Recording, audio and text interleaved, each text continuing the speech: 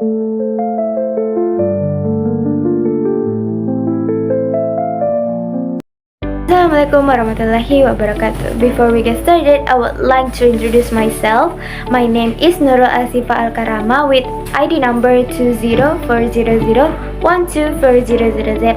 I made this video formally to complete the assignment of Introduction to Linguistics with the theme Understanding Semantics. May Allah bless this effort and make it beneficial to everyone. So let's get started. Semantics is the systematic study of meaning in human language. Emphasizing it focuses on the linguistic meaning of words, phrases, and sentences. This definition highlights the central role of semantics in understanding how language conveys meaning.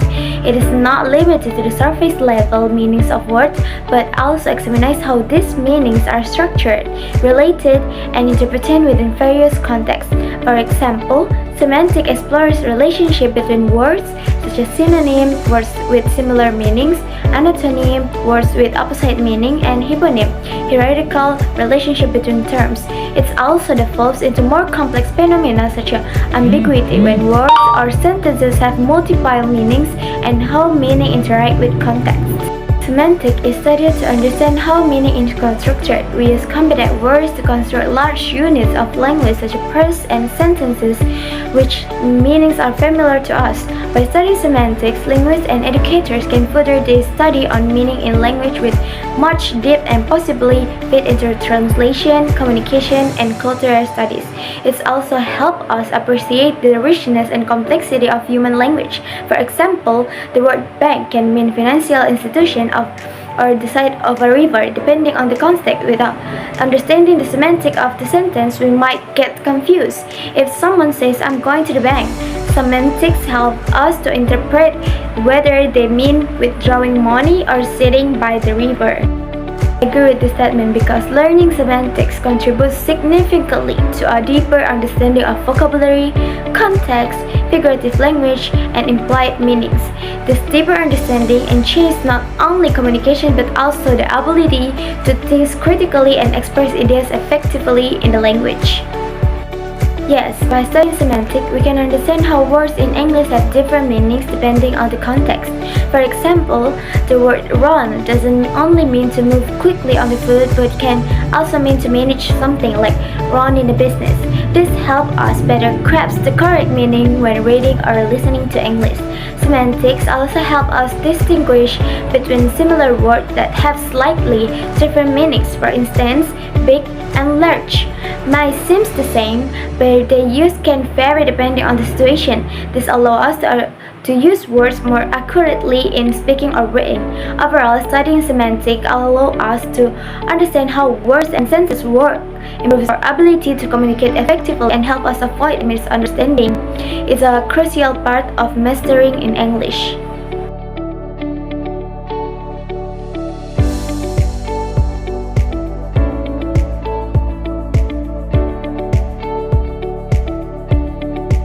That the word goblok or idiot is an insult. Its literal meaning carries a negative connotation.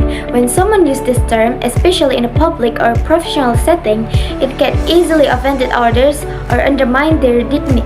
In this case, Kusmifta's statement, the context is important. Even if it was intended humorously, calling someone goblok in front of others might embarrass or hurt the person being addressed.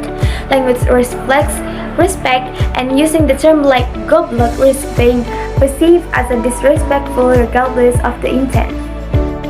Smith thus used the word goblok can be explained as a semantic issues involving ambiguity, as the word was multiple interpretation depending on the context. Ambiguity occurs when a word or phrase can have more than one meaning, and in this case, goblok is ambiguous because it can be understood either as a joke or as an insult. For example, in informal context among close friends, goblok may be interpreted humorously and carry a light-hearted tone. However, in a formal or religious setting such as a sermon, the same word may be perceived as disrespectful or offensive due its literal meaning, stupid. This duality creates ambiguity as the word interpretation depends on the listener's perspective, cultural background, and the social norms of the setting. understanding, it refers to lexical semantics, focuses on the meaning of particular words and how those meanings are perceived. And in this case, the controversy stems from the double meanings of the word goblok. Although literal meaning idiot, it can be taken as a joke or a manifestation of frustration with respect to the context. It is not a matter of the structure or arrangement of words, as would it be in essential semantic. Rather, it is an issue with the different meanings and shades of meaning for the word itself. This is those lexical semantic problems because it centers on the interpretation of one word goblok and not the interpretation of the meaning of the entire sentence.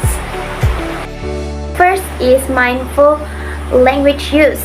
The language use should match the context and audience. In informal or religious settings such as sermon, using harsh or informal words like goblok can be deemed inappropriate, even intended as a joke.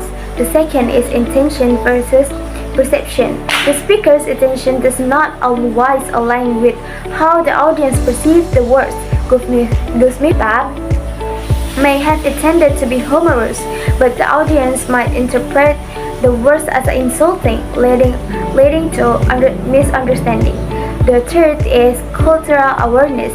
In Indonesia, cultural words like goblok carry strong negative connotation and are often considered rude.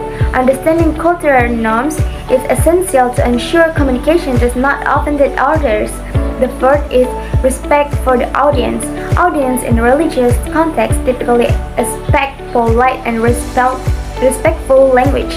Using harsh words can distract from the main message and harm the speaker's credibility.